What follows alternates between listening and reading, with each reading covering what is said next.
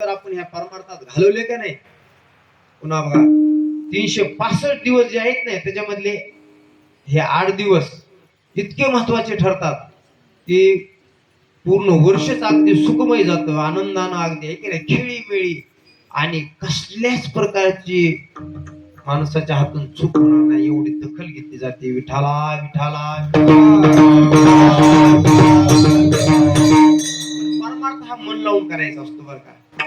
प्रपंच जसं आपण मन लावून करतो आहे की नाही, बरोबर पाऊस झाला आणि मग शेतात वापसा झाल्यानंतरच पेरणी करतो. बरोबर असणारी वापसा अशी बरोबरच झाली पाहिजे, कमी नाही जास्त नाही, बरोबर पेरणीच्या लायकीचं झालं पाहिजे तरच आपण पेरतो. बरोबर आहे का. कशामुळे एवढं परिश्रम घेतो, कारण चांगलं जर उत्पन्न झालं तर पैसा भरपूर येईल.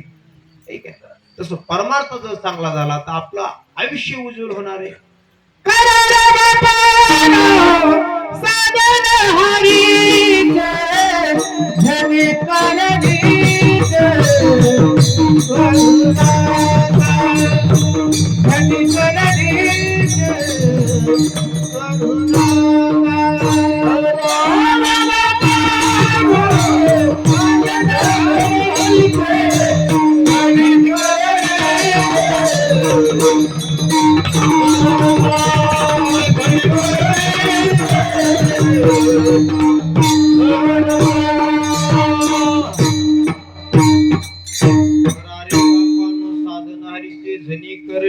करू नका. अशा प्रकारे विचार जर केला पंढरीचा आवाज चंद्रभागे स्नान. आता चंद्रभागेचं स्नान बघा, तुम्ही जर दररोज स्नान घरी बी करत असता, आता मी करतोय तुम्ही करतात, आपल्या करावंच लागतंय. तर वाचे म्हणता गंगा गंगा सकळ दोष जाती भंगा, किंवा हर हर गंगे हर हर गंगे हर हर गंगे म्हणलं की प्रत्यक्षात असणार गंगेचं आपलं दर्शन नाही, स्नान का स्नानाचं पुण्य दर्शन. जे आपण गंगेमध्ये जे स्नान करतो ना तेच पुण्य आपल्याला प्राप्त होतं. म्हणून शास्त्र महाराज प्रत्येक ह्याच्यामध्ये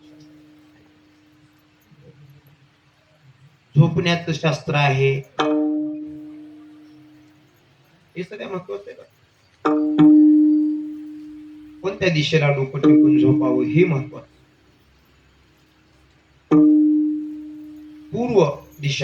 पूर्व दिशेला जर आपण आपलं मस्तक करून जर झोपलो तर विद्याची प्राप्ती होते.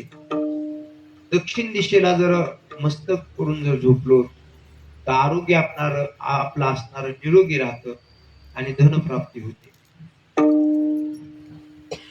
असणार उत्तरेकडं बर का डोकं करून जर झोपलो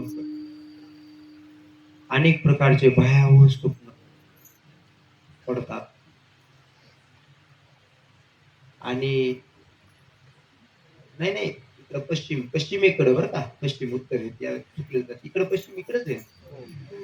पश्चिमेकडे जर डोकं केलं तर काय होतं, भयावह स्वप्न पडतात, शरीराला वेदना देणारे, खूप कष्ट देणारे स्वप्न पडतात, भीतीदायक. आणि जर गंगकडं म्हणजे उत्तरेकडं जर आपण डोकं करून जर झोपलो तर या शरीराचा नाश झाल्याशिवाय राहत नाही. विठाला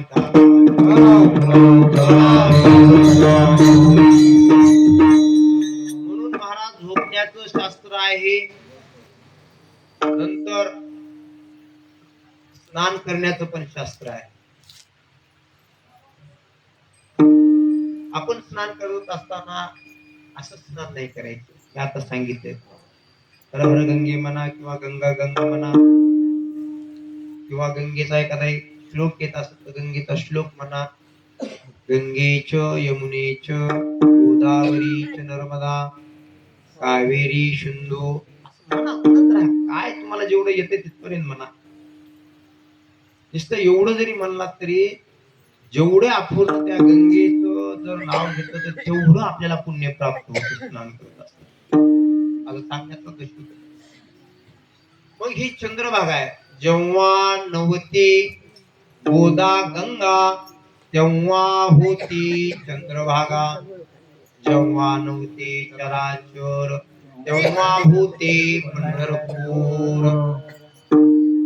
आधी रचली पंढरी मग वैकुंठ नगरी. अशा प्रकारे देवानं अगोदर रचना असणारी पंढरपूरची केली. असे सुदर्शनावरी म्हणून अविनाश पंढरी. अशा प्रकारे पंढरपूरची रचना देवानं वैकुंठाच्या अगोदर केलेली. म्हणून हे पंढरपूर म्हणजे भूवैकुंठ आहे. विठाला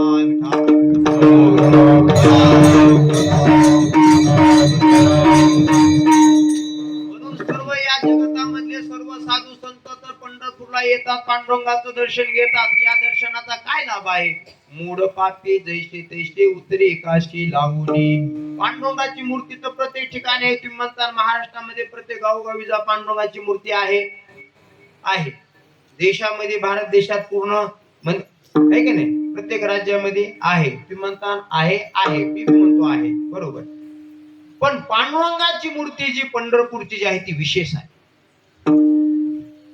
नाही घडविला नाही बैसविला पुंडलिका आला भेटावया.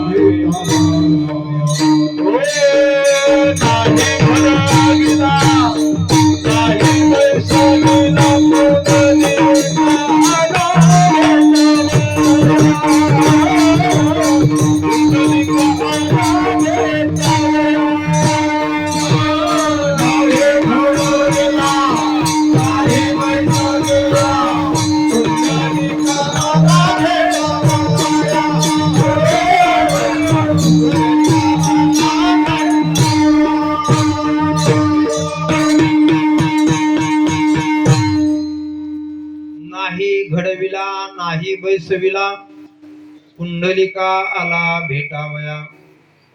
हात लावला का महाराज? हात लावला की विचार जर केला तर सर्व मंदिरामध्ये पंढरपूर जर सोडलं तर सगळ्या मंदिरातल्या मूर्त्या प्रत्येक कोणत्या ना कोणत्या कारागिरानं घडवलेल्या आहे.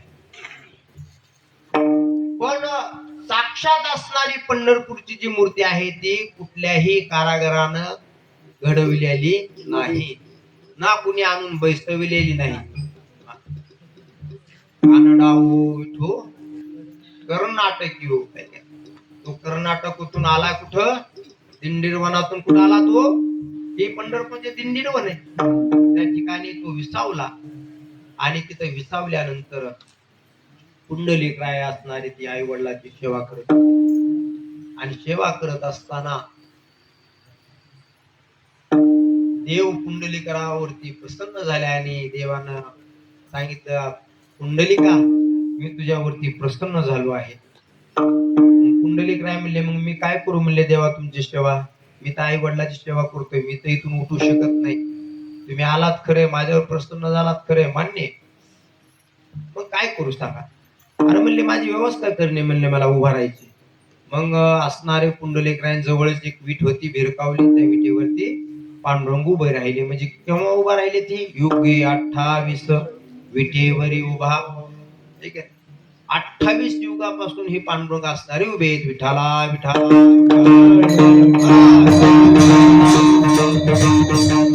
तुम्ही आम्ही सेवा करतो त्याच्यात नवल नाही. साधू संत सेवा करतात हे तर खरं मोठं नवल आहे. कारण साधू संतांची सेवा म्हणजे कशी सेवा असते की आपल्या सगळ्यांच्या उद्धाराचं त्यांची सोय असते. बाकी त्यांचं वैयक्तिक काही नसतं. त्यांचं असतं काही वैयक्तिक. तुम्ही आतापर्यंत जेवढे संत महात्मे इथं जन्माला आले महाराष्ट्रात देशामध्ये, त्यांना असं सांगा तुम्ही, त्यांना नुसता प्रपंच केलाय आणि सगळ्या फक्त घरच्याचाच उद्धार केलाय, त्यांना बाहेर कुठं लक्षच दिलं नाही. झालंय का?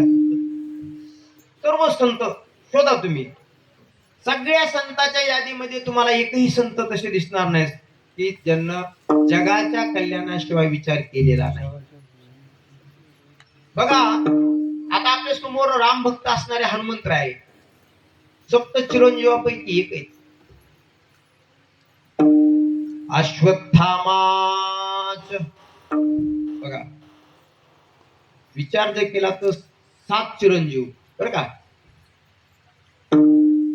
अश्वत्थामाच बलिर्व्यासो हनुमानश्च विभीषणाः कृपः परशुरामश्च सप्तेते चिरंजीवाः. अशा प्रकारे हे 7 चिरंजीव आहेत. पण हे सगळे देवाची सेवा करतात, साधू संत करतात. मग तुम्ही आम्ही ना का न करावी. बरं आपल्याला सांगतात, आई वडील जसं लेकराला परत वारंवार सांगतात, अरे बाबा वाकड्या मार्गाने जाऊ नको, वाईट कर्म करू नको, चांगलं वाग, चांगलं शिक, शिकून मोठं हो, हे आई वडील सांगतात. तसं ही संत महात्मे आपले आई वडीलच आहेत. विठाला विठाला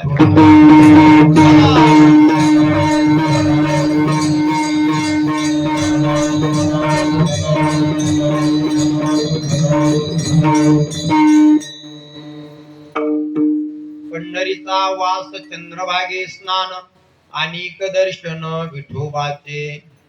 आणि अशा प्रकारे भक्त नामदेव महाराज हे स्वतःचा अनुभव सांगतायत. आणि तो अनुभव असणारा प्रथम चरणामध्ये वर्णन करतात. पंढरीचा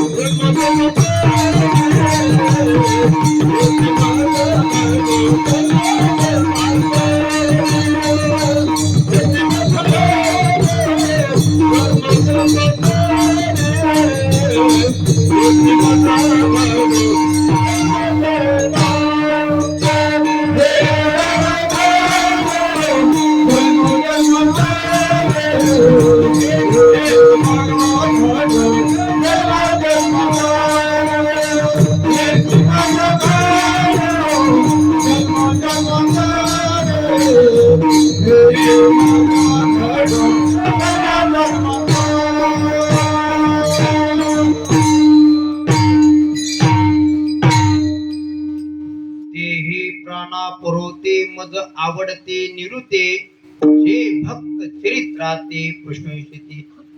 हे का नाही, देवाच्या प्राणापेक्षा जर आपल्याला आवडतं व्हायचं असेल तर काय करायचं, फक्त भक्त चरित्र वर्णन करायचं. देवाला एवढं आवडतं. आता आपण जर देव कुठे म्हणलं ना, हनुमंतरायचं आहेतच, पांडुरंग आपल्या कीर्तनातच आहे. जे ते होय हरिकथा तोच परमात्मा. आणि अशा प्रकारे घडो मज जन्मोजन्मांतरी मागणे श्रीहरी नाही तुझे